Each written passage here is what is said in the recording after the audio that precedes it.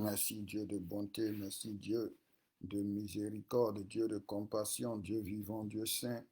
Nous te bénissons, nous te louons, nous t'adorons. Merci pour ta grâce, merci pour ta faveur, merci pour ton amour, merci pour ta miséricorde. Tu es le roi des rois, tu es le Seigneur des seigneurs, tu es le Dieu vivant, tu es le Dieu merveilleux, tu es le Dieu glorieux, tu es le Dieu redoutable, tu es le Dieu terrible. Seigneur, mon âme te bénit, mon âme te loue, mon âme t'adore, mon âme te glorifie, mon âme te célèbre, mon âme t'exalte. Mon âme te salmodie, te magnifie. Aucun autre n'est Dieu, aucun autre n'est roi, personne d'autre n'est Seigneur, personne d'autre ne sauve, personne d'autre ne bénit, ne guérit comme toi.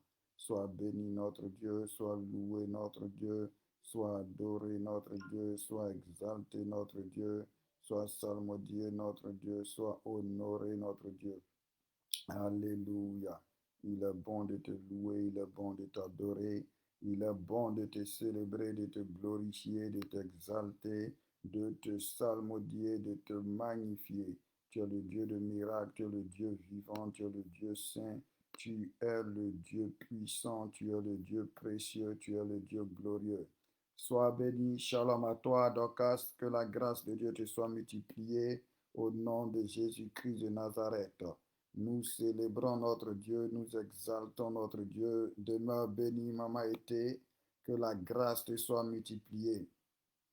Merci, Roi des rois, merci, Seigneur des seigneurs.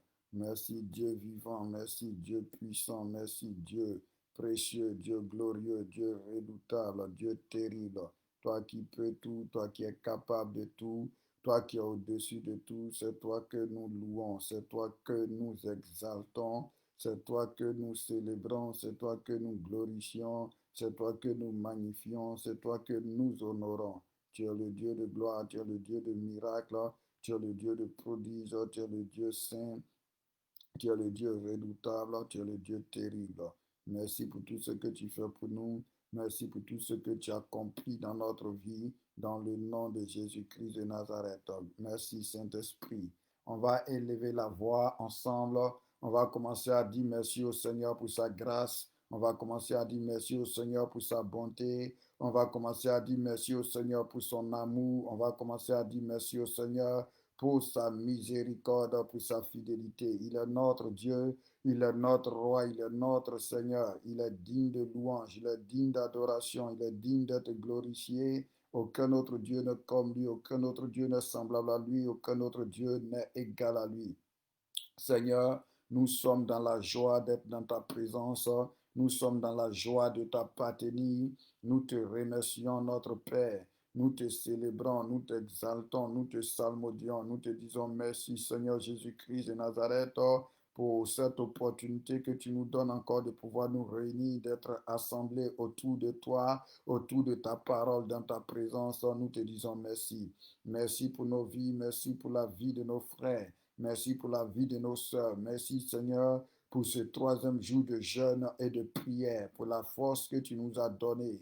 Nous te bénissons, Papa. Nous te louons, Papa. Nous t'exaltons, Papa. Nous te remercions, Seigneur Jésus-Christ, pour ton œuvre que tu es en train d'opérer dans nos vies, que tu es en train de faire en nous, Seigneur. Gloire à toi pour cela. Honneur à toi pour cela. Louange à toi pour cela. Sois exalté, sois proclamé, sois salmodié. Sois magnifié dans le nom de Jésus-Christ de Nazareth. Toi seul est Dieu, toi seul est roi, toi seul est Seigneur. À part toi, il n'y a point d'autre Dieu. À part toi, il n'y a point d'autre roi. À part toi, il n'y a point d'autre Seigneur. Il n'y a point d'autre sauveur. Et nous venons, Seigneur, t'exprimer notre reconnaissance. Nous venons t'exprimer notre gratitude. Nous venons, Jésus-Christ de Nazareth. Oh Seigneur, oui, te dis merci, Papa. Merci pour tout, Seigneur. Merci, Seigneur, pour le miracle que tu as commencé à opérer, pour nos péchés que tu as pardonnés, pour nos iniquités, nos transgressions que tu as effacées. Merci Père, toi qui nous sanctifies, toi qui nous purifies, toi qui nous laves, toi qui nous nettoies. Merci Seigneur pour la force que tu nous donnes, Seigneur. Reçois toute la gloire, Père. Reçois toute la louange, Père. Reçois toute l'adoration, Père. Reçois tout l'honneur. Oh notre Dieu, qui est bon comme toi, qui est merveilleux comme toi, qui est magnifique comme toi, qui est excellent comme toi, qui est extraordinaire comme toi, qui est glorieux comme toi. Sois béni, papa, sois loué, papa, sois exalté, papa, sois salmodié, papa, sois magnifié, papa, sois honoré, papa. Alléluia.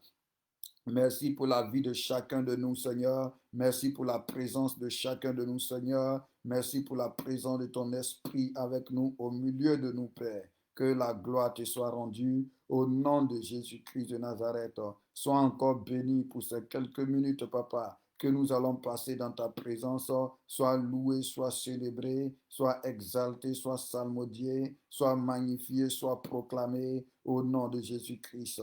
Merci, Saint-Esprit. Alléluia. Shalom, shalom à tous. Que Dieu vous bénisse abondamment. Que sa grâce et sa faveur vous soient multipliées. Que sa bonté et sa miséricorde vous soient multipliées au nom puissant de Jésus-Christ.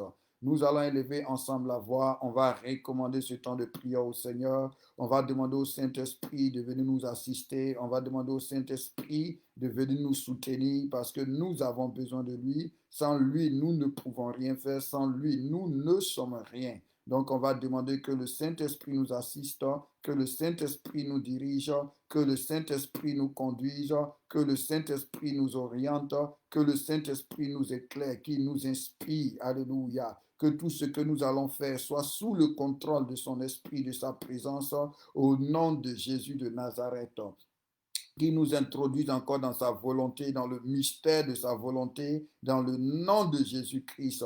Et nous lui promettons, comme d'habitude, que s'il se glorifie encore, s'il nous assiste encore, s'il nous soutient encore, s'il est avec nous, s'il nous bénit, s'il nous guérit, s'il nous délivre, s'il nous transforme, s'il nous restaure, s'il nous renouvelle, nous lui promettons de l'adorer, nous lui promettons de lui rendre la gloire, nous lui promettons de l'honorer, nous lui promettons de le célébrer, de l'exalter, de le salmodier, de témoigner au nom de Jésus-Christ de Nazareth. Élevons la voix, demandons au Seigneur de prendre le contrôle de ce temps de prière, demandons au Seigneur de nous conduire, demandons au Seigneur de nous remplir, demandons au Seigneur de nous inonder, de nous embraser, et que tout ce que nous ferons, soit dirigé par lui, tout ce que nous ferons, soit inspiré par lui, tout ce que nous ferons, soit conduit par lui, orienté par lui, que son règne soit absolu, que sa domination soit totale dans le nom de Jésus-Christ. Élevons la voix, prions le Seigneur. Excellent Dieu, excellent roi, Dieu d'amour, Dieu de miséricorde, Dieu saint, Dieu grand, Dieu vivant, Dieu puissant, Dieu incomparable, Dieu extraordinaire. Toi le Créateur, Seigneur Jésus-Christ, toi qui appartiens le règne et la domination, nous venons encore humblement dans ta présence, oh Père, afin de te confier ce temps de prière, afin de te remettre, Seigneur, ces quelques minutes que nous allons passer dans ta présence. Notre Dieu, nous te demandons de prendre le contrôle de toutes choses. Notre Dieu, nous te demandons de diriger toutes choses. Notre Dieu, nous te demandons de conduire toutes choses.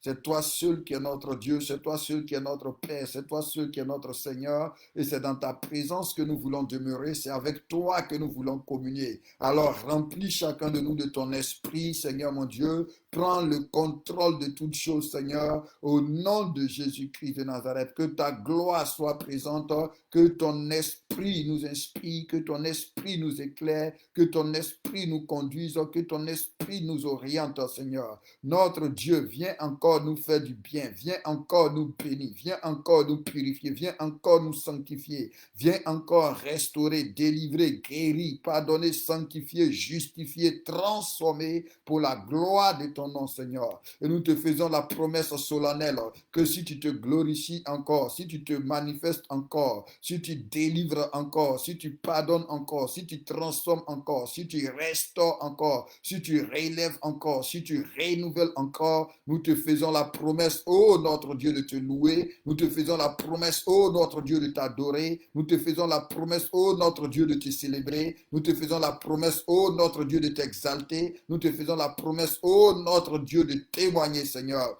Nous pouvons avoir la volonté, mais non la capacité. Et nous reconnaissons que sans toi, nous ne pouvons rien faire. Nous reconnaissons que sans toi, nous ne sommes rien. Nous reconnaissons que la capacité vient de toi, la force vient de toi, le pouvoir vient de toi, l'autorité vient de toi, la puissance vient de toi, la domination vient de toi. C'est pourquoi nous te soumettons toutes choses, c'est pourquoi nous te confions toutes choses, c'est pourquoi nous t'abandonnons tout au nom suprême de Jésus-Christ. Merci notre Dieu, merci notre roi, merci notre Seigneur, merci notre Sauveur, dans le nom puissant de Jésus-Christ. Que Dieu vous bénisse. Nous sommes encore dans la joie, nous sommes encore heureux et nous sommes reconnaissants à Dieu parce que c'est une grâce de pouvoir être dans sa présence. La Bible déclare, heureux l'homme que Dieu admet dans sa présence. Alors donc nous voulons bénir Dieu, nous voulons lui dire que nous sommes heureux parce qu'il nous admet dans sa présence. Alléluia. Qu'il soit loué pour cela, qu'il soit célébré pour cela. Nous remercions encore Jésus-Christ qui nous a réconciliés avec Dieu par son sacrifice, par son sang. Nous remercions Jésus-Christ qui a fait de nous des enfants de Dieu. Nous remercions le Saint-Esprit qui a accepté de venir habiter en nous, qui a accepté de venir demeurer en nous et qui nous permet de pouvoir accéder à Dieu, qui nous permet de pouvoir entrer devant le trône de Dieu, dans la présence de Dieu. Nous lui disons infiniment merci, alléluia. Nous lui rendons gloire. Nous bénissons aussi le Saint-Esprit qui nous aide dans notre faiblesse, alléluia, qui nous assiste, qui nous soutient, le paraclet, alléluia, le paraclétos. Nous le bénissons, amen, alléluia, que toute la gloire lui soit rendue et que Dieu vous bénisse aussi abondamment pour votre présence. La Bible déclare que Dieu va se laisser trouver par ceux qui le cherchent de tout votre cœur. Et je pense que le fait que nous soyons là chaque jour pendant 3 moments, à 6 heures, à 17 heures et à 23 heures, je crois que c'est parce que nous désirons Dieu, que c'est parce que nous cherchons Dieu et que selon sa promesse et sa fidélité, Dieu va se laisser trouver par chacun de nous parce que l'Écriture nous révèle que Dieu n'est pas ingrat, Dieu n'est pas injuste pour oublier l'amour, pour oublier le travail que nous faisons par rapport à son nom. C'est pour cela que je prie que la grâce soit sur vous, je prie que la bénédiction soit sur vous, je prie que la paix soit dans votre cœur, je prie que la foi grandisse en nous, que l'assurance grandisse en nous, que l'espérance grandisse en nous, au nom de Jésus-Christ. Amen, amen, amen. Alléluia. Nous sommes à notre 3e journée. Alléluia. Nous sommes à notre 3e journée. Et pour cette 3e journée, alléluia, nous sommes dans une période de renoncement. Amen.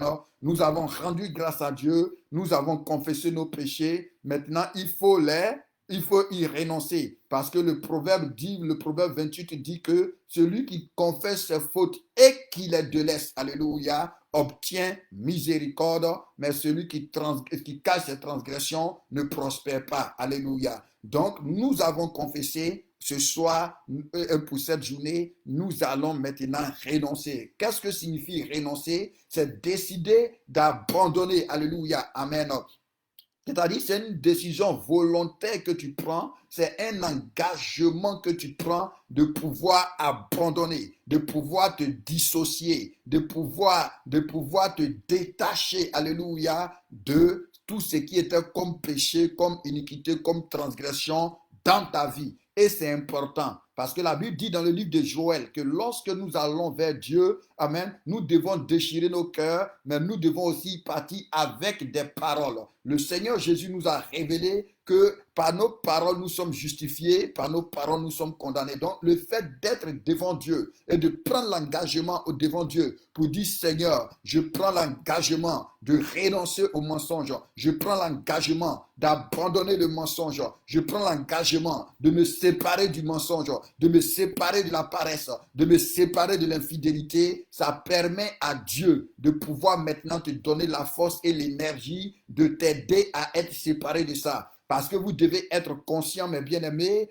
que Dieu ne pourra jamais te délivrer de quelque chose que tu aimes, que Dieu ne pourra jamais te délivrer de quelque chose que tu ne décides pas d'abandonner, que Dieu ne pourra jamais te séparer de quelque chose auquel tu ne veux pas te séparer, auquel tu ne veux pas renoncer. Alléluia. C'est pourquoi il est important dans ce 3e jour de prier pour dire au Seigneur, je renonce volontairement, je décide d'abandonner. Alléluia. Donc nous allons lire quelques passages de l'Écriture et nous allons prier. Amen. Donc que Dieu te bénisse Que Dieu te soit favorable, que Dieu nous soit favorable. Ce moment fait du bien. Je sais déjà que le feu est en train de se rallumer dans ta vie. Je sais déjà que ta communion, ton intimité avec Dieu est en train d'être restaurée. Alléluia. Qu'il y a quelque chose qui est en train de naître en toi, que tu es en train de désirer Dieu davantage.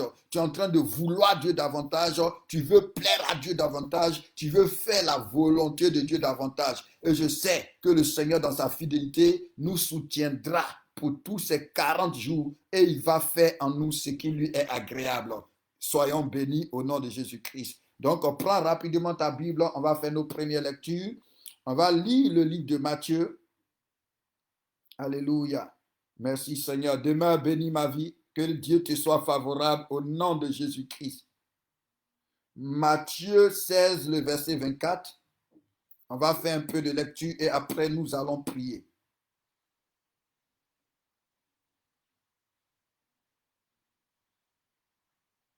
Matthieu 16, le verset 24. Alléluia. Matthieu 16, le verset 24 dit, alors Jésus dit à ses disciples, alors Jésus dit, bon, pour qu'on puisse comprendre un peu le contexte, on va remonter. Alléluia. On va remonter. Commençons au verset 21. Amen. Commençons au verset 21 pour comprendre. Dès lors, Jésus commença à faire connaître à ses disciples qu'il fallait qu'il allât à Jérusalem, qu'il souffrit beaucoup de la part des anciens, des principaux sacrificateurs et des scribes, qu'il fut mis à mort et qu'il ressuscita le troisième jour. Pierre, l'ayant pris à part, se mit à le reprendre et dit, à Dieu ne plaise, cela ne t'arrivera pas. Mais Jésus se retournant dit à Pierre, arrière de moi Satan, tu mets en scandale, car tes pensées ne sont pas les pensées de Dieu, mais celles des hommes. Alléluia. Alors Jésus dit à ses disciples, si quelqu'un veut venir après moi, qu'il renonce à lui-même, qu'il se charge de sa croix et qu'il me suive. On peut aussi lire le verset 25. Car celui qui voudra sauver sa vie la perdra, mais celui qui la perdra à cause de moi la trouvera. Alléluia. Donc je vous explique brièvement qu'est-ce qui est en train de se passer. Amen. Et en quoi consiste le renoncement dans ce sens. Amen. Vous voyez, parmi les disciples de Jésus-Christ, Pierre était le disciple, si nous pouvons le dire, qui aimait plus Jésus. Parce que quand Jésus va ressusciter, Jésus va demander à Pierre, Pierre, est-ce que tu m'aimes plus que toutes ces personnes? Et Pierre va avoir le courage de dire à Jésus-Christ, oui, je t'aime plus que tous les autres. Alléluia. Une deuxième fois, Jésus va poser la question. Pierre va avoir le courage de répondre encore, oui, je t'aime plus que tous les autres. Une troisième fois, le Seigneur va poser la question et Pierre va dire au Seigneur, Seigneur, tu sais toutes choses. Donc si Jésus-Christ, notre Seigneur, qui sait toutes choses, n'a pas contredit Pierre, ça veut dire qu'en réalité, Pierre, parmi tous les disciples, était celui qui aimait plus Jésus. Vous voyez? Donc maintenant, Jésus dit à Pierre qu'il va mourir. Donc puisque Pierre aime Jésus, Pierre regarde lui ses intérêts. Il dit non, tu ne peux pas mourir. Dieu ne peut pas permettre que tu dois mourir. Tu ne dois pas mourir. Pourquoi? Parce que puisqu'il aimait Jésus-Christ, alléluia, il a oublié la volonté de Dieu. Il a oublié la volonté de Dieu. Or, la volonté de Dieu était que le Seigneur meure pour les péchés du monde. Mais lui, il voulait mettre ses intérêts au-delà, ou si tu veux, au-dessus des intérêts de Dieu. Et le Seigneur a dit que si nous voulons marcher avec lui, nous devons être prêts à renoncer à nous-mêmes. Parce que souvent, quand nous péchons, la vérité est que le péché est doux. Amen. Si quelqu'un te dit que le péché n'est pas doux, il a menti. Le péché est doux pour la chair. Tu comprends? Donc, quand nous péchons, c'est parce que nous aimons le péché que nous péchons. Mais maintenant, si tu n'es pas prêt à les intérêts de Dieu, c'est que tu abandonnes le péché. Sinon, quand tu commets l'impudicité, mon frère et ma soeur, c'est doux. Alléluia. Quand tu bois, c'est doux. Quand tu es adultère, c'est doux. quand tu mens, c'est doux. Et c'est parce que tu aimes ça que tu le fais. C'est parce que nous aimons ça que nous le faisons. Mais maintenant, quel est le problème? Le problème est que Dieu, lui, n'aime pas ça. Donc, si nous voulons suivre Dieu, si nous voulons marcher avec Dieu, nous devons renoncer à ce qui nous plaît. Nous devons renoncer à ce qui est doux pour nous pour accepter ce que Dieu nous demande. Donc, le Seigneur dit, si quelqu'un n'est pas prêt à renoncer à lui-même, à renoncer à sa vie, à renoncer à ses intérêts, à renoncer à ce qui lui plaît à cause du royaume des cieux, ça ne peut pas marcher. On fait la deuxième lecture. Que Dieu vous bénisse. Luc, et la deuxième lecture, c'était Marc 8, verset 34.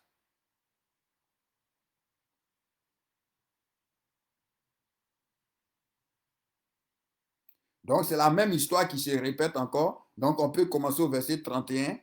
La Bible dit, alors il commença à leur apprendre qu'il fallait que le Fils de l'homme souffrit beaucoup, qu'il fût rejeté par les anciens, par les principaux sacrificateurs et par les scribes, qu'il fût mis à mort et qu'il ressuscita 3 jours après. Il leur disait ces choses ouvertement. Pierre, l'ayant pris à part, se mit à le reprendre. Mais Jésus, se retournant et regardant ses disciples, réprimanda Pierre et dit, arrière de moi, Satan, car tu ne conçois pas les choses de Dieu, tu n'as que des pensées humaines. Puis, ayant appelé la foule et avec ses disciples, il a dit, si quelqu'un veut venir après moi, qu'il renonce à lui-même, qu'il se charge de sa croix et qu'il me suive. Car celui qui voudra sauver sa vie la perdra, mais celui qui la perdra à cause de moi et de la bonne nouvelle la sauvera. Donc, on revoit encore ici la même histoire, alléluia, où le Seigneur dit, il faut qu'on soit en mesure de pouvoir accepter les pensées de Dieu. Non, non, c'était Marc 8, 34. On va lire Luc maintenant. Donc, lisons Luc en même temps. Luc, c'est Luc 9 à partir du verset 23. Luc 9 à partir du verset 23. Luc 9, 23.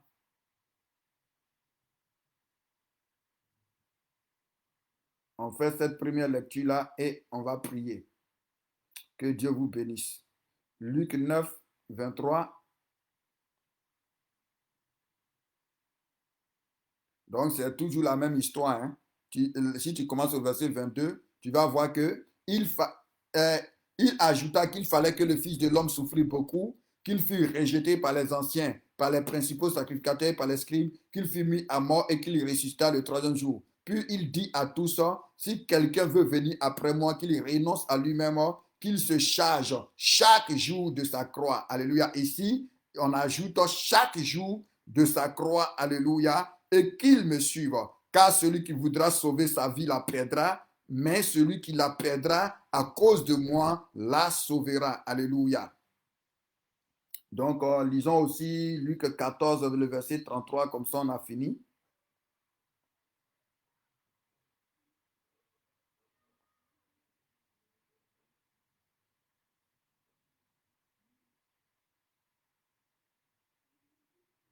Alléluia. Il dit, ainsi donc, quiconque d'entre vous ne renonce pas à tout ce qu'il possède ne peut être mon disciple. Alléluia.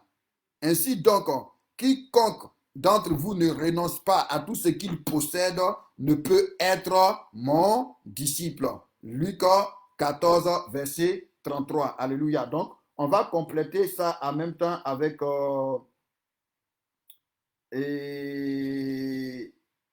avec Philippiens.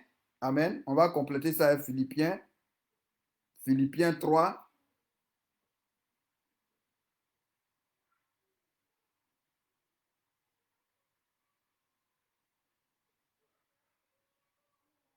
Philippiens 3, nous lisons du verset 1 à 11 pour compléter ça et puis on va commencer à prier. Que Dieu vous bénisse. Alléluia.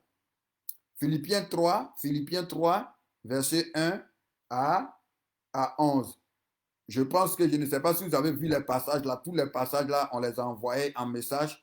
Donc, de temps en temps, consultez les messages pour au moins savoir les passages de la journée. Ça vous permet de les lire et de les méditer d'avance. Alléluia. Que Dieu vous bénisse.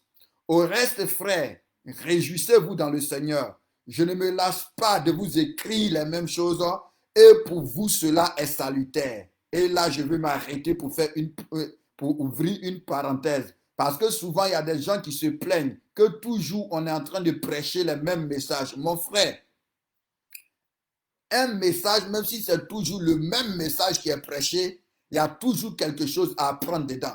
Il y a toujours quelque chose à comprendre dedans. Alléluia. Même si c'est la même prière que tu es en train de faire toujours, il y a quelque chose à comprendre dedans. Alléluia. Parce que on ne comprend pas tout. La Bible dit, nous connaissons en partie, nous comprenons en partie. La révélation est partielle, la prophétie est partielle. Donc, plus tu es dedans, chaque jour, Dieu te détaille. Dieu t'envoie en profondeur. C'est pourquoi on a prié la dernière fois, il dit, pour qu'on puisse comprendre quelle est la profondeur, la largeur, la hauteur et la longueur de l'amour de Dieu qui surpasse toute intelligence et connaissance.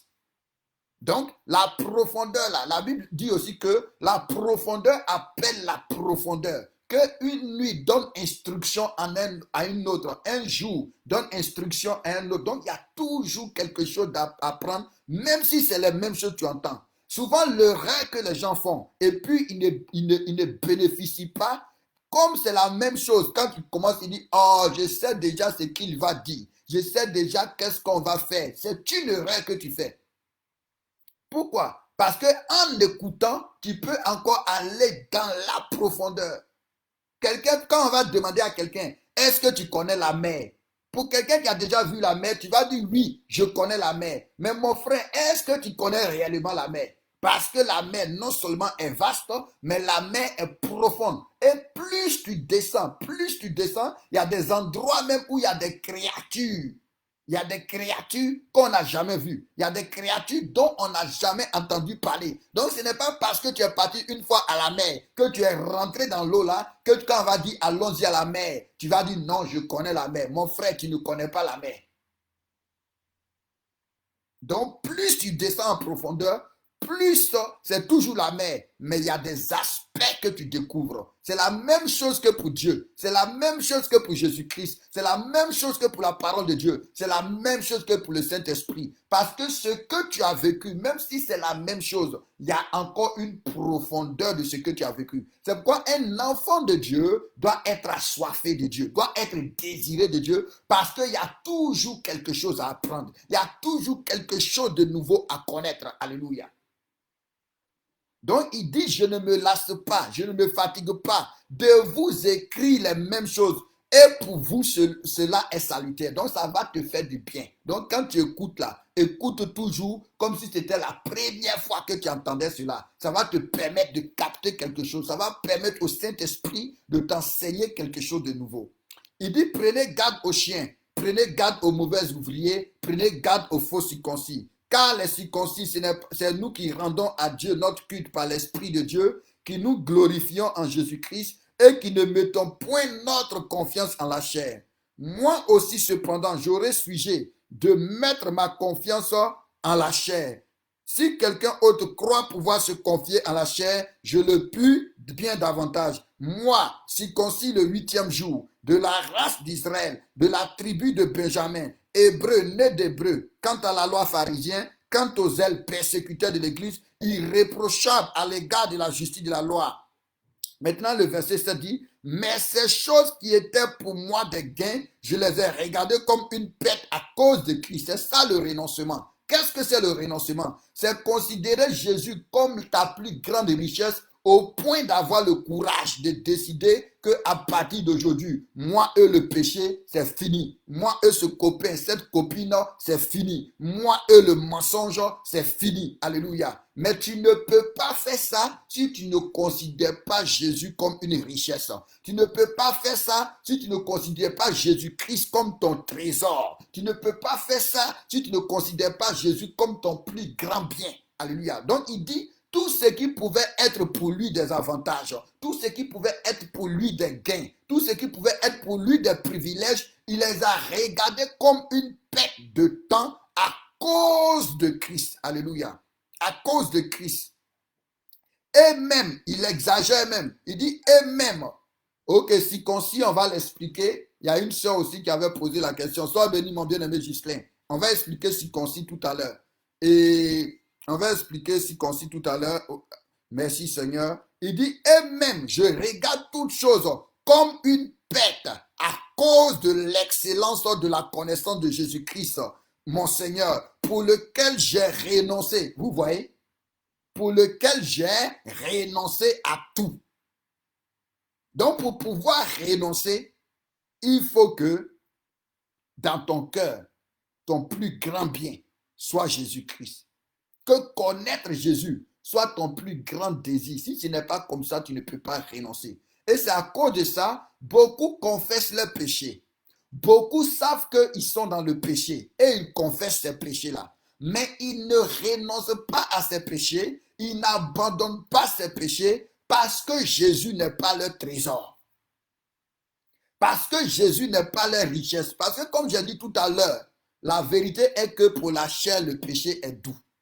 Il n'y a pas quelqu'un qui va dire que l'impudicité n'est pas doux.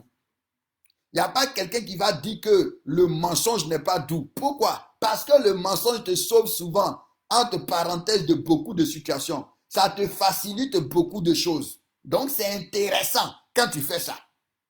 Tu comprends? Il n'y a pas quelqu'un qui va dire que critiquer, calomnier, ce n'est pas intéressant. Il n'y a pas quelqu'un qui va dire que la négligence, la paresse, ce n'est pas intéressant. La rébellion, la désobéissance, le fétichisme, le maraboutage, ce n'est pas intéressant parce que ça te facilite des choses. Mais qu'est-ce qui va t'emmener à pouvoir abandonner cela? Qu'est-ce qui va t'emmener à pouvoir renoncer à ça? C'est quand tu vas comprendre que la vraie richesse. Souvent, on entend les gens dire, quand on est dans la débauche, on est en train de se saouler, de se fumer, on est dans l'impudicité, en train de boire, on dit, je fais la vie. Pourquoi? Parce qu'on pense que c'est la vie. Et en ce moment-là, c'est intéressant. Mais tant que tu n'as pas compris que la vraie vie, c'est Jésus-Christ, tu ne pourras pas renoncer à ces choses-là. C'est ainsi que beaucoup, on est en Christ, mais nos vies ne changent pas. Pourquoi? Parce qu'on n'a pas encore compris que le véritable trésor, c'est le Seigneur. Donc, qu'est-ce qui a poussé Paul à pouvoir renoncer à tous ses privilèges, au pouvoir qu'il avait, à la richesse qu'il avait, à l'argent qu'il gagnait en faisant ce travail, au respect qu'il gagnait, à la considération qu'il gagnait en faisant ce qu'il faisait? Qu'est-ce qui l'a poussé à renoncer à cela? C'est parce qu'il a compris que rien ne vaut connaître Jésus-Christ. Rien ne vaut cela. Et c'est ce qui lui a donné de dire à Dieu, à partir d'aujourd'hui, je renonce à tout ce qui est comme des privilèges pour moi, à tout ce qui est comme des avantages pour moi, à tout ce qui est comme des gains pour moi. Je renonce à cela parce qu'il n'y a pas quelque chose de plus précieux. Il n'y a rien de meilleur, il n'y a rien de mieux que te connaître toi. Tu comprends? Donc, nous sommes au verset 8, il dit, et je regarde, et même je regarde toutes choses comme une pète à cause de l'excellence de la connaissance de Jésus-Christ, mon Seigneur, pour lequel j'ai renoncé à tout. Et je les regarde comme de la boue afin de gagner Christ. Alléluia. En d'autres termes, ça veut dire quoi? Ces péchés que nous avons confessés nous empêchent de gagner Christ. Donc, où c'est Christ, où c'est ces choses-là. Mais quand nous comprenons maintenant que Christ est le meilleur pour nous, nous n'avons pas de problème de décider que ces choses-là, nous les laissons tomber. Nous les regardons comme de la boue. Quand il dit je les regarde comme de la boue, toi actuellement, tu ne peux pas aller te jeter dans la boue. Donc, une fois que tu dis tu les regardes comme de la boue, ça te met dans une position qui ne va même plus t'encourager à retourner dans ces choses-là. Alléluia. Il dit, et d'être trouvé en lui, non avec ma justice, celle qui vient de la loi, mais avec celle qui s'obtient par la foi en Christ, la justice qui vient de Dieu par la foi, afin de connaître Christ et la puissance de sa résurrection et la communion de ses souffrances en devenant conforme à lui dans sa mort pour parvenir, si je puis, à la résurrection d'entre les morts. Alléluia. Donc, voilà pourquoi nous prions pour renoncer. Il y a d'autres passages, mais je vais répondre à la sœur Grace et Rebecca qui a demandé quand on parle de circoncision, ça signifie quoi? on va répondre par un autre passage. Il y a une sœur qui m'avait demandé, je lui avais envoyé ce passage-là, donc je le cherche rapidement. C'est dans le livre de Romains.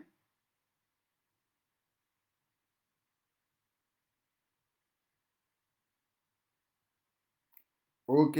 Romains 2, verset 28 et le verset 29. Romains 2, verset 28 et le verset 29. La Bible dit, le juif, ce n'est pas celui qui en a l'apparence et la circoncision. Vous devez savoir que la circoncision physique avait été donnée à Abraham comme signe de l'alliance qui avait été faite avec Dieu. Donc, ces circoncis, c'était comme être en alliance avec Dieu. Alléluia. Donc, ceux qui étaient circoncis croyaient qu'ils étaient en alliance avec Dieu. Or, ce n'était qu'une image, alléluia, de ce que Dieu allait faire avec Jésus-Christ. Donc, il dit, le juif, ce n'est pas celui qui en a qui en a l'apparence et la circoncision, ce n'est pas celle qui est visible dans le corps. Mais le juif, c'est celui qui l'est intérieurement, et la circoncision, c'est celle du cœur. Alléluia. C'est celle du cœur, accomplie par l'esprit et non par la loi écrite. La louange que reçoit ce juif ne vient pas des hommes, mais de Dieu. Donc, qu'est-ce que c'est la circoncision? C'est quand le Saint-Esprit touche ton cœur. Alléluia. Alléluia. C'est quand le Saint-Esprit convainc ton cœur, parce qu'il a dit, je vais ôter le cœur de pierre et je vais leur donner un cœur de chair. Je vais inscrire mes lois dans leur cœur, sur la table de leur cœur. Donc c'est cette action du Saint-Esprit dans ton cœur qui va t'emmener à reconnaître que Jésus-Christ est Dieu, qui va t'emmener à reconnaître que Jésus-Christ est Seigneur. C'est cette conviction du Saint-Esprit là qui est la circoncision. C'est quand le Saint-Esprit touche ton cœur, te donne un cœur qui va chercher Dieu, te donne un cœur qui va aimer Dieu, te donne un cœur qui va obéir à Dieu, te donne un cœur qui va se soumettre à Dieu. Donc c'est cette opération spirituelle du Saint-Esprit dans ton cœur qui est la circoncision. Alléluia. Et c'est le symbole de ton appartenance à Dieu. C'est le symbole de ton alliance maintenant, de ton intimité avec Dieu. C'est ça qui est la circoncision. Alléluia. Que Dieu vous bénisse. Que Dieu vous bénisse. Donc, on va commencer à prier. On va commencer à prier. Tu vas prendre Éphésiens 4, le verset 17 à 32, et nous allons commencer à prier. Que Dieu nous bénisse abondamment.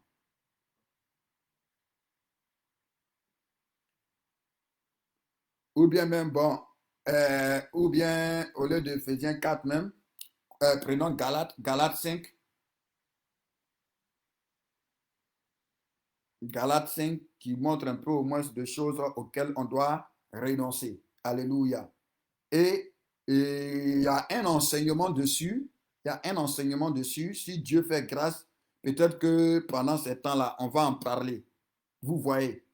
Et parce que souvent, beaucoup d'entre nous ne savent pas ça. C'est pourquoi on a des difficultés avec la vie chrétienne. Parce que dans le CP1, cet enseignement-là, j'appelle ça le CP1 de la vie chrétienne.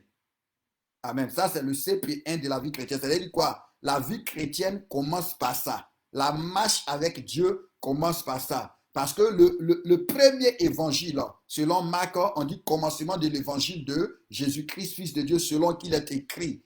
Tu comprends? Ça commence par quoi? Ça commence par repentez-vous car le royaume des cieux est proche. Or, la repentance n'est pas seulement le fait de confesser les péchés, mais la repentance est le fait même de renoncer à notre ancienne nature, de renoncer à la vie qu'on a vécue jusqu'à ce que Jésus nous accorde la grâce de nous donner sa vie. Alléluia. Donc de décider d'abandonner cette ancienne vie-là pour recevoir la vie de Christ. Or, la vie de Christ est un style de vie, alléluia, est une manière de penser, une manière de parler.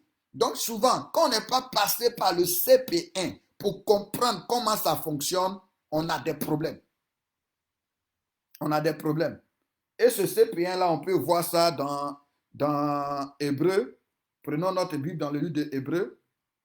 Hébreu 6. Hébreu 6. Si Dieu fait grâce, on va en parler. Ça, c'est des choses que chaque enfant de Dieu doit savoir. Parce que c'est les bases. C'est le fondement de la vie chrétienne. Et malheureusement, on ne parle plus trop de ça, on n'enseigne plus trop ça. Donc, prenons d'abord Hébreux 5, le verset 14, et après, on va lire Hébreux 6. Hébreux 5, le verset 14 dit, mais la nourriture solide est pour les hommes faits, pour ceux dont l'usage est exercé, pour ceux dont le jugement est exercé par l'usage à discerner ce qui est bien de ce qui est mal. Donc, commençons au verset 12. Alléluia. C'est ce qui me plaît, la parole de Dieu. C'est trop intéressant. Le verset 12 dit, Hébreux 5, verset 12 dit, vous, en effet, qui depuis longtemps deviez être des maîtres, vous avez besoin qu'on vous enseigne les premiers rudiments des oracles de Dieu. C'est-à-dire qu'on vous enseigne le CP1 de la parole de Dieu, le CP1 du royaume des cieux. Vous voyez, quand une personne n'a pas bien fait l'école élémentaire, l'école primaire, le reste de son parcours devient difficile. Et malheureusement, aujourd'hui, c'est le problème de nous les chrétiens. Parce que beaucoup d'entre nous, on a raté le CP1. Beaucoup d'entre nous, on a raté l'école primaire de Dieu. Et on a grandi rapidement. Je pense qu'on va exhorter et à 23 ans, on va prier. Alléluia. Maintenant, si Dieu permet, on va pouvoir prier aussi. Tu comprends? On a raté. Parce que souvent, je parle avec des sœurs qui disent que non, elles sont dans le combat. Elles sont en train de prier pour combattre. Donc, elles sont rentrées dans la vie chrétienne. Elles ont commencé à combattre.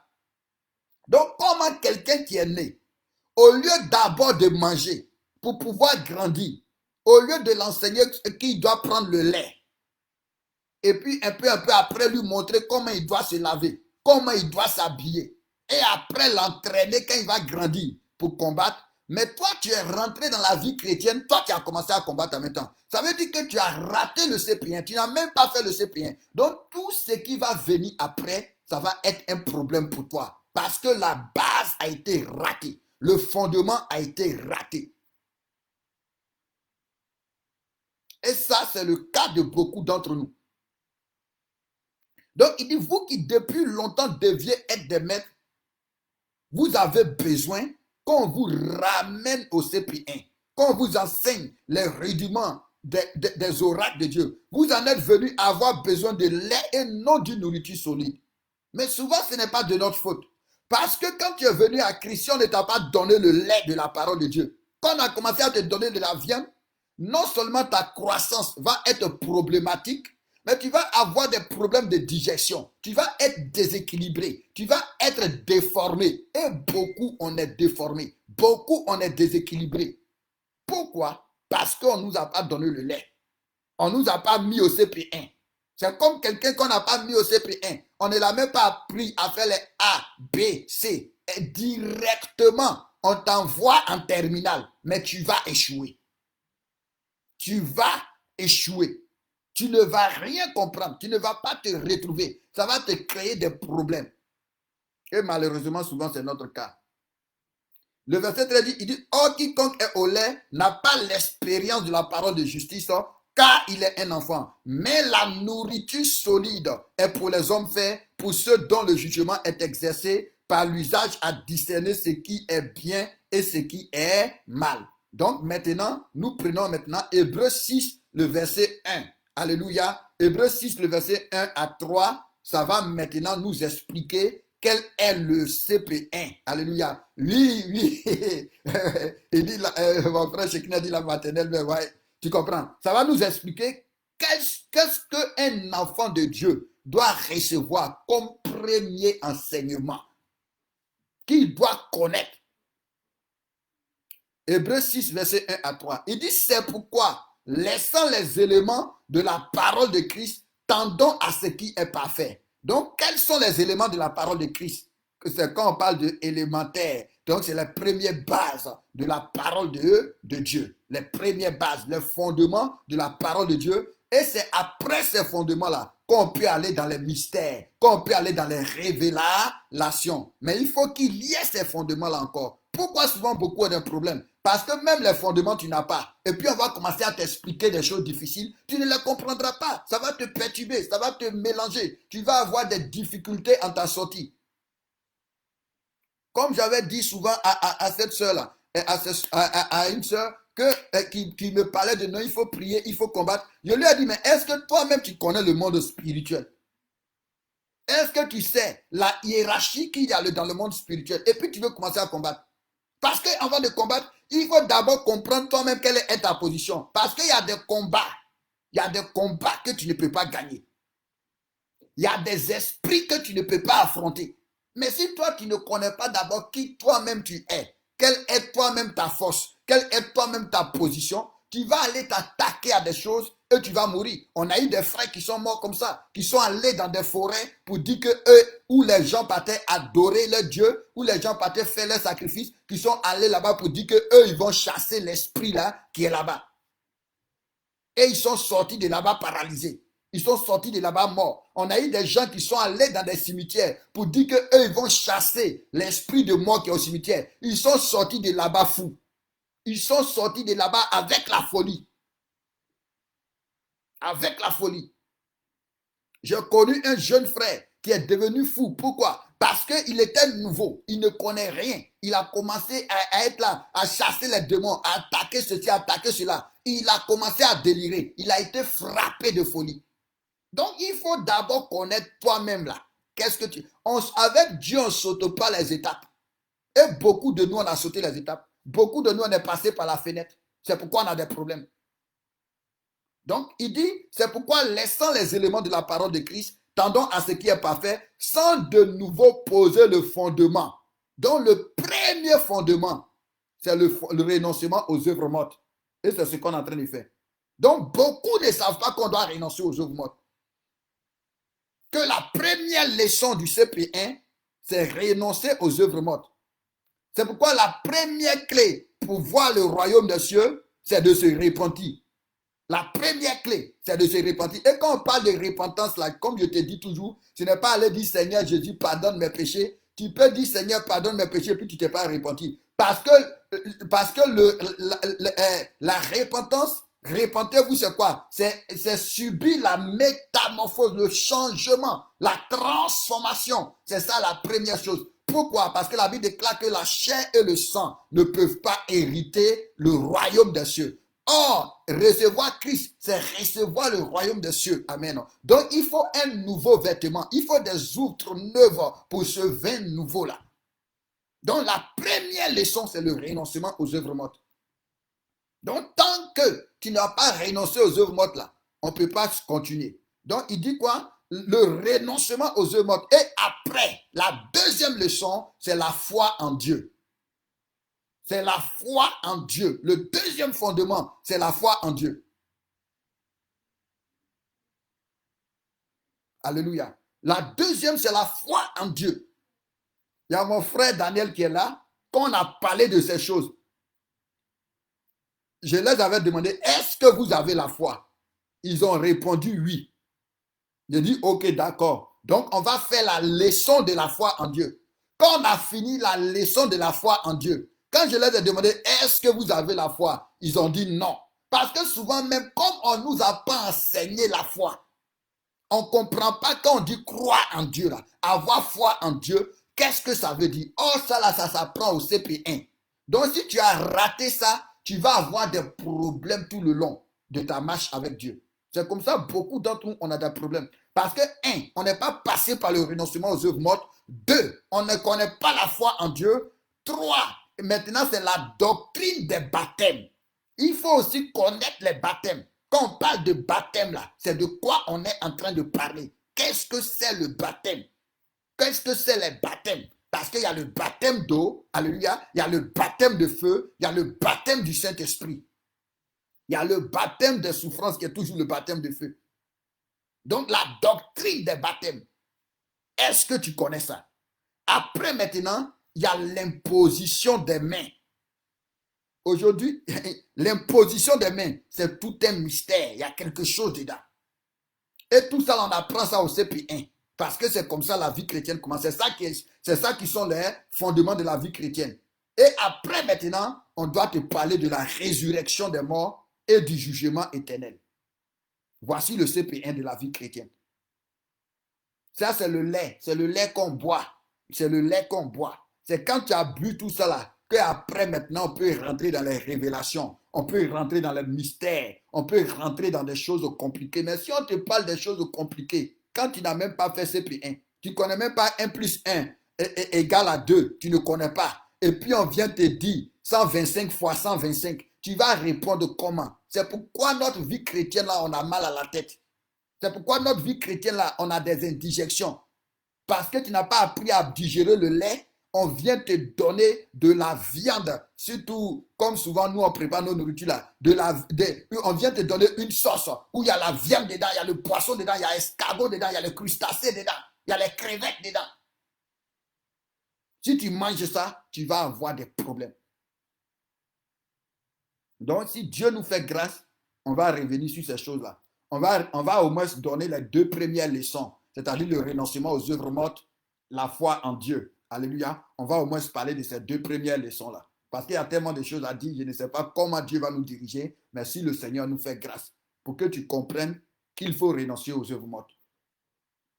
Pourquoi tu dois renoncer aux œuvres mortes? Aujourd'hui, on prie comme ça pour dire on renonce, mais on va revenir dessus avec des mini-enseignements et pour venir te parler de la foi en Dieu. Pourquoi? Parce que la Bible dit sans la foi, là, il est impossible d'être agréable à Dieu. Tu ne peux pas marcher avec Dieu sans la foi. Or, beaucoup d'entre nous, là, on ne comprend pas qu'est-ce que c'est la foi.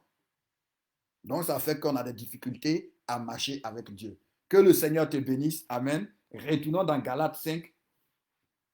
Retournons dans Galates 5, on va prier un peu. Et puis à 23h, on va continuer avec le renoncement. Alléluia. Que Dieu te bénisse. Galates 5, à partir du verset 13. Galates 5, à partir du verset 13. Bon, je prends une question. S'il y a une question, je la prends rapidement.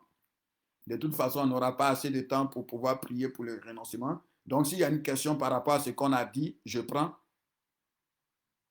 la question.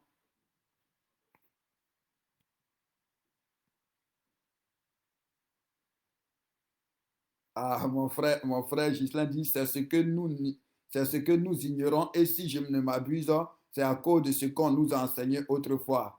Oui, souvent, c'est ça le problème. Alléluia. Comme disait quelqu'un, il dit souvent, ça dépend de ton entraîneur. C'est un pasteur qui m'a dit, ça dépend de ton entraîneur. Donc, malheureusement, souvent, la Bible déclare qu'un homme ne peut donner que ce qu'il a reçu. Donc, nos entraîneurs aussi, c'est en fonction de ce qu'ils avaient reçu qu'ils nous ont entraînés. Mais on rend grâce à Dieu parce que, comme je dis toujours, si tu cherches vraiment Dieu, Dieu va t'accorder la grâce. Dieu va te permettre de comprendre certaines choses. Tu ne peux pas chercher Dieu de tout ton cœur, même si tu es dans l'erreur. Dieu va faire en sorte que tu puisses croiser la vérité. Dans la Bible, il y a une dame qu'on appelle Lydie. On dit elle craignait Dieu. Elle avait la crainte de Dieu, mais elle ne connaissait pas les choses de Dieu. Donc Dieu a permis que Paul arrive là-bas pour pouvoir parler. Et quand Paul a parlé, ça l'a touché. Elle les a accueillis chez elle à la maison. Donc quand tu es sincère vraiment avec Dieu, même si tu es dans l'erreur, même si tu es dans un endroit où il y a l'erreur, Dieu va s'arranger à ce que tu croises la vérité. Dieu va s'arranger à ce que quelqu'un vienne et qu'il ouvre ton esprit. Il va trouver le moyen en tout cas. C'est ce que j'aime de Dieu. C'est ça la fidélité de Dieu. Notre Dieu est fidèle. Ok, on va lire Galates 5. Galates 5 à partir du verset 13. Nous lisons du verset 13 jusqu'au verset 21. Ok, bon, il y a une question. Comment un enfant de Dieu doit se comporter parce que à force d'avoir reçu trop d'enseignements, tu ne comprends plus rien, tu ne sais plus comment te comporter. Bon, comment se comporter par rapport à quoi? C'est ça aussi. Donc, première chose, quel enseignement tu as reçu d'abord? Ça, c'est la première chose. Et par rapport à quoi tu as reçu l'enseignement? Parce que c'est ce qu'il faut savoir. Tu comprends? C'est ce qu'il faut savoir. Parce que déjà, avec Dieu, on doit comprendre quelles sont les priorités. Comme j'ai dit hier, la vie de Dieu part de l'intérieur pour aller à l'extérieur. Mais malheureusement, souvent, l'évangile qui nous a été annoncé ou l'évangile qui nous a été prêché c'est focaliser sur l'extérieur. Il est vrai que chacun de nous, c'est une situation qui nous a menés à Jésus-Christ. Tu comprends? Donc, d'autres étaient malades, d'autres n'avaient pas la paix, d'autres avaient des problèmes dans leur foyer, d'autres avaient des problèmes dans leur famille, et d'autres étaient oppressés par des démons, amen. D'autres cherchaient le travail, d'autres cherchaient l'enfantement. Donc, ça a été comme des appâts. C'est comme quand tu vas à la pêche. On ne peut jamais prendre un poisson sans l'appâter. Donc, c'est la même chose pour nous avec Dieu. Pour t'envoyer à Jésus-Christ, Dieu va utiliser un appât. Dieu va utiliser une situation. Mais ce n'est pas la situation qui est importante. C'est lui qui va te prêcher là qui est important. Mais malheureusement, on n'a pas eu rapidement cette révélation-là. Et beaucoup d'entre nous, on est resté focalisé sur les situations. Tu comprends? On est resté focalisé sur les situations. C'est-à-dire quoi? On est resté focalisé et notre évangile a été, viens à Jésus et tu vas te marier, viens à Jésus et tu vas être guéri. Ce n'est pas que c'est faux. Viens à Jésus et tu seras sauvé. Ce n'est pas que c'est faux. Mais ce n'est peut-être pas ça l'important. Parce que la situation était un appât. Donc on vient à Jésus pour connaître Jésus. Donc nous on est resté dans l'optique que, ah, comment il faut faire pour que je me marie? Comment il faut faire pour que je travaille? Comment il faut faire pour que je prospère? Comment il faut faire pour que... Et c'est autour de ça, généralement, que nos enseignements ont tourné. C'est autour de ça que notre intimité, ou bien, si, comment il faut faire si c'est mal dit, qu'est-ce qu'il faut faire pour que Dieu me bénisse? Qu'est-ce qu'il faut faire pour que je prospère? Qu'est-ce qu'il faut faire pour que truc? Mais tout ça dans une optique, pas de connaître Dieu, pas d'approfondir notre relation, notre intimité avec Dieu, mais dans le but de quelle action je peux poser. Ah, est-ce qu'il faut que je fasse une offrande? Bon, si je prie, si je jeûne, mais tout ça simplement pour pouvoir avoir des choses. Et c'est ce qui a créé des problèmes. C'est ce qui nous a déformés. Vous voyez? Pourtant, l'objectif, quand le Seigneur nous attire, c'est premièrement de le connaître. Donc, tu ne dois pas être focalisé sur la part qu'il a utilisée pour t'attirer. Mais maintenant, une fois qu'il t'a pris, c'est sur lui que tu dois être concentré. Donc, ces enseignements-là, quand je parle de CP1, ça te permet de commencer une bonne relation avec Dieu. Ça, ce n'est pas pour te donner quelque chose. Ce n'est pas pour que tu travailles, ce n'est pas pour que tu prospères, ce n'est pas pour que tu évolues, ce n'est pas pour que tu aies la victoire, ce n'est pas pour que tu sois délivré de tes ennemis. Non. Mais ça te permet de commencer une intimité, une relation avec Dieu. Et ça, souvent, c'est ce qu'on n'a pas reçu. C'est ce qu'on ne nous a pas montré. Parce que vous savez qu'aujourd'hui même là, il y a beaucoup de personnes, après des années, qui ne savent même pas comment il faut prier. Il y a beaucoup de personnes qui ne savent même pas discerner les choses de Dieu. Comme on disait hier, il y a beaucoup de personnes qui n'ont jamais cherché même pourquoi Dieu les a attirés. Pourquoi le Seigneur, quel est le projet de Dieu pour eux? Quelle est la volonté de Dieu pour eux? Mais pourquoi souvent on passe des années sans que ça ne nous intéresse parce qu'on n'a pas eu un bon CP1? On a voulu nous envoyer à la fin sans passer par le commencement. Vous voyez? Parce que la Bible dit, on va terminer par là, il dit cherchez premièrement le royaume et la justice de Dieu et le reste vous sera donné par-dessus tout. Donc, quand on vient à Dieu, qu'est-ce qui doit nous intéresser? Qu'est-ce qu'on doit nous montrer? Qu'est-ce qu'on doit d'abord nous enseigner? C'est le royaume et la justice de Dieu. Comment trouver le royaume et la justice de Dieu? Mais généralement, on nous envoie directement à comment avoir le reste. Comment posséder le reste?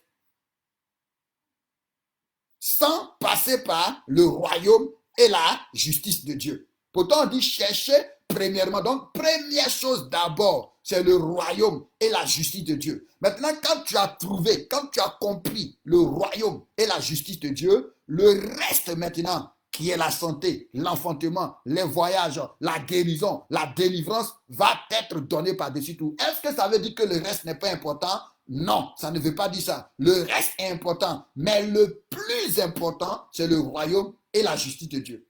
Donc, comment il faut arriver au royaume? Comment il faut arriver à la justice? Généralement, c'est ce qu'on n'a pas su. C'est pourquoi je vous ai dit aujourd'hui là même là, il y a des personnes jusqu'à aujourd'hui qui ne savent même pas prier.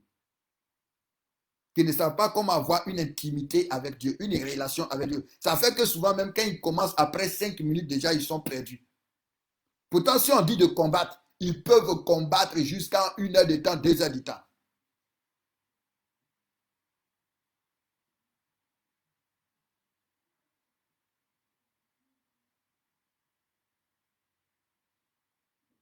Ah, ok, je comprends mieux.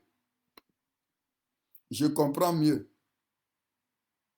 Ok, il n'y a pas de problème. Donc, on va revenir sur toutes ces choses-là. Je comprends mieux la question parce que le frère Justin dit, ma soeur Feu God a raison. Il y a des serviteurs de Dieu qui disent que la dîme n'est plus d'actualité et d'autres disent non. Le baptême est devenu spirituel. D'autres disent non. Avec des versets à l'appui, il y a beaucoup de questions. D'accord. Alléluia. On aura le temps durant ce temps-là de parler de tout cela. On va faire des séances où vous allez poser vos questions. Vous allez faire vos demandes. Alléluia. Et par la grâce de Dieu, on va expliquer ça simplement. Simplement. Ce que moi j'aime de Dieu, c'est la simplicité de Dieu. Parce que souvent c'est les hommes qui veulent compliquer les choses de Dieu. Mais Dieu est simple. Et comme je vous dis toujours, il n'y a pas un Dieu de l'Ancien Testament, il n'y a pas un Dieu du Nouveau Testament. Dieu est Dieu. Dieu est Dieu. Donc, on va faire des séances où toutes les questions qui vous fatiguent, tout ce qu'on ne comprend pas là, on va pouvoir poser et le Saint-Esprit va nous aider à pouvoir véritablement être clair, être tranquille dans notre tête. Donc, que le Seigneur vous bénisse abondamment. Que le Seigneur vous bénisse abondamment. Donc, on va revenir sur ces questions-là. On va parler de la dîme, on va parler du baptême. Parce que ici, comme on a vu tout de suite, là, on dit le renoncement aux œuvres mortes. La doctrine des baptêmes. Donc, il y a un enseignement sur le baptême. La foi en Dieu. Alléluia. La foi en Dieu. L'imposition des mains. L'imposition des mains. Et la résurrection des morts et le jugement éternel. Donc, on va permettre que vous puissiez poser vos questions. Ouais, Erika dit oui, parce que chacun donne un enseignement différent. Bon, normalement, ça ne devrait pas être comme ça, parce que c'est le même esprit. Donc, normalement, les enseignements ne devraient pas être différents. Mais vous voyez souvent, je dis aux personnes, quand tu vas vers Dieu, oublie tout ce que tu as appris. Oublie tout ce qu'on t'a dit. Va vers Dieu pour écouter Dieu. Et souvent, c'est ce que les gens ils ne font pas. Pourquoi Paul a eu toutes ces révélations qu'il a eues? C'est que quand Jésus s'est révélé à Paul, Paul s'est retiré dans le désert d'Arabie avec les livres de la loi. Pourtant, Paul, on peut dire que Paul avait été instruit par Gamaliel.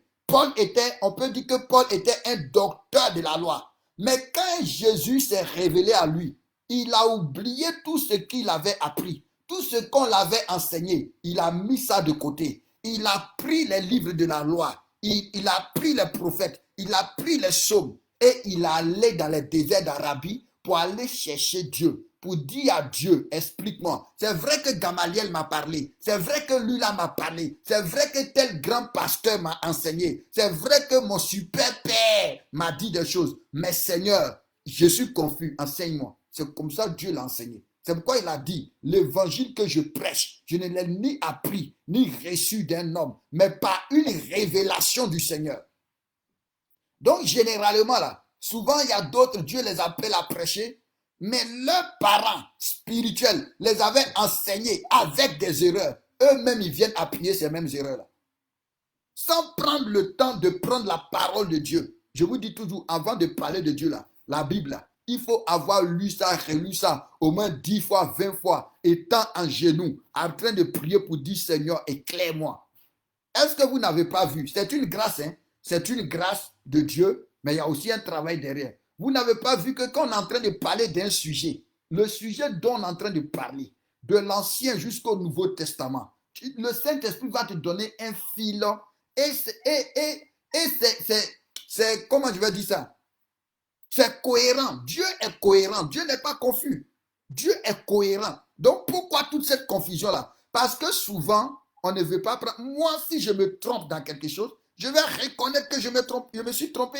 Si un autre frère est éclairé qui me dit, je vais reconnaître. Mais aujourd'hui, des gens, ils sont enseignés. Non. Des gens, ils pensent qu'eux, ils dorment avec Dieu. Ils pensent que c'est eux, ils connaissent Dieu. Donc, ils donnent des trucs et puis ils mélangent des gens. Ils compliquent des choses qui sont simples.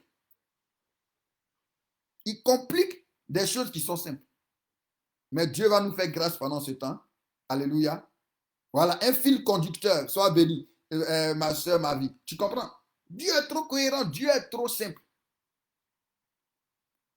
Que le Seigneur vous bénisse. Donc, on aura l'occasion, par la grâce de Dieu, de poser nos questions et de venir sur des thèmes peut-être qu'on ne comprend pas et puis de méditer ensemble dessus, de réfléchir ensemble là dessus. Alléluia. Donc, que Dieu vous bénisse abondamment. Et comme je dis souvent, quand on n'est pas, comme j'ai dit tout à l'heure, quand tu n'es pas passé par les bases, tous les autres qu'on va dire après là, ça va être compliqué pour toi. C'est-à-dire que quelqu'un qui ne comprend même pas le renoncement aux œuvres mortes, qui n'a jamais compris la foi en Dieu, la doctrine des baptêmes, l'imposition des mains, toutes les autres choses qu'on va dire là, tu ne vas pas comprendre. Pourquoi? Parce que la base, les fondements ne sont pas là. Donc, que le Seigneur nous bénisse. Donc, élevons la voix, disons merci au Seigneur pour cette troisième journée de jeûne et prière. À 23h, si Dieu nous fait grâce, on va prier pour le renoncement. Alléluia. Disons merci au Seigneur. Excellent Dieu, excellent roi, nous te bénissons, nous te rendons grâce. Nous te disons merci pour ta bonté. Nous te disons merci pour ta miséricorde. Nous te disons merci pour ta fidélité. Nous te disons merci pour ta sainteté. Merci pour ton amour. Merci pour ta grandeur, pour ta grâce dans nos vies. Merci Seigneur pour ce temps d'échange au nom de Jésus-Christ de Nazareth.